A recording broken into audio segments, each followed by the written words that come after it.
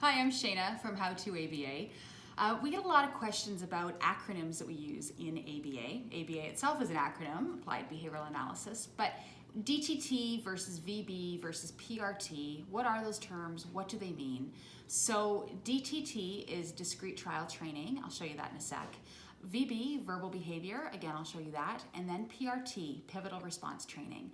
Now, these terms are all under the umbrella of ABA. They are all ABA teaching techniques, and they're all just slightly different. You know, one question, what do you use with each kid? Why do you do this versus why do you do that? That's probably a whole other tangent I could go into for an hour. Really, I think what it comes down to is that you typically are stronger in one thing than you are in another, just basically probably the way you got trained, to be quite honest with you. But it's nice to have all these techniques in your bag of tricks, depending on your learner. And it's also really great to know what these are as a BCBA or as a BCBA in training. So let's get started. So for instance, discrete trial training, pretend I'm teaching receptive ID. So Sheriff, you can turn the camera so we can see this. These pictures aren't the best, but bear with me here. It's what we've got today. So I'm teaching receptive ID, and I'm teaching, apple, hat, mitts. I might just teach apple, or I might just teach one, or I might teach all three. For the purpose of this, I'm going to teach all three. So with discrete trial training, what you're doing is you're teaching one program at a time. So I'm going to teach receptive ID. Okay, point to the apple. Great, that's the apple. Show me the hat. You got it, that's the hat. Wow, where's that apple? That's the apple, good for you. Maybe flip it around. Show me the apple, show me the hat, show me the mittens. Awesome, you did it. Show me the apple, great, show me the hat. That's discrete trial training. Now I can also use 3D items, right? Show me the hat, show me the apple, show me the mittens. Discrete trial teaching. I am teaching my receptive ID program, okay? What's VB and what's the difference with verbal behavior? Verbal behavior was probably the first place where they recognized that we should probably do requesting before we do, receptive ID. Great, pretend we do that. Pretend the child's saying, I want the apple, I want the hat, let's go outside, etc.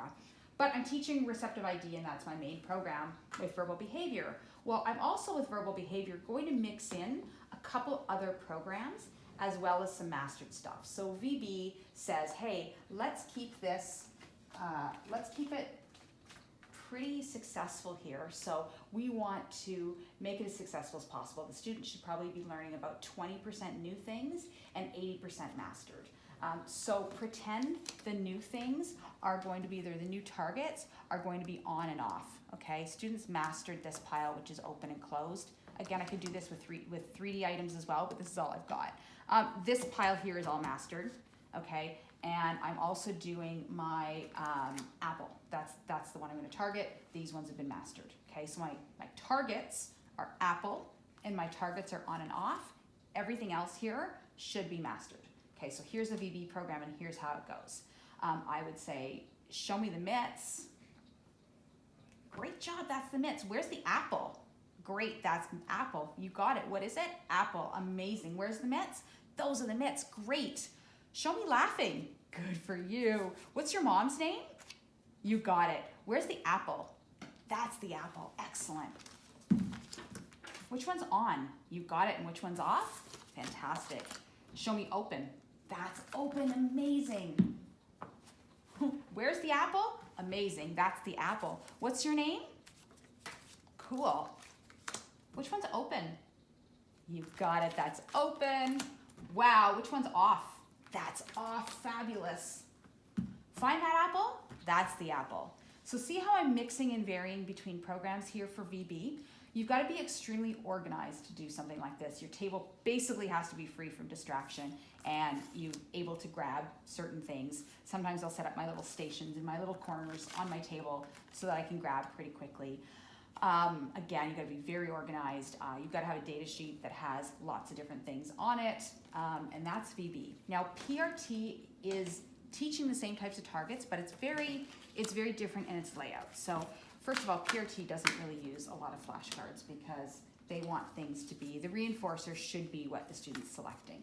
So if I'm doing something like this, and I want to teach receptive labels with PRT, I'm going to say something like, show me apple, and the student shows the apple, and I'm saying, yum, here, let's have some apple, provided the student likes the apple. that's how I'm going to do it. Or if the student doesn't like the apple, maybe we could make a fun game out of the apple. So it would be, hey, show me the apple. The student grabs the apple, he's like, great, let's dunk it in the water, or toss it in, make a big splash, or let's throw it through a hoop, or whatever they like to do. Hey, show me the hat. Student shows the hat. You can say, yeah, peekaboo, let's play peekaboo with this. So there's no token board in a PRT program. There's no, wow, great, show me the apple, you got it, here's your chocolate chip for learning that. It's, hey, you showed me the apple, let's do something fun with this apple. So the reinforcer is really inherent in the teaching program. I love PRT, but you have to be very, very creative with that. And I'm creative to a certain extent, but it does take a lot of brainstorming with a lot of other colleagues to really get really great at PRT, because you need that creative touch. So that's the difference between everything.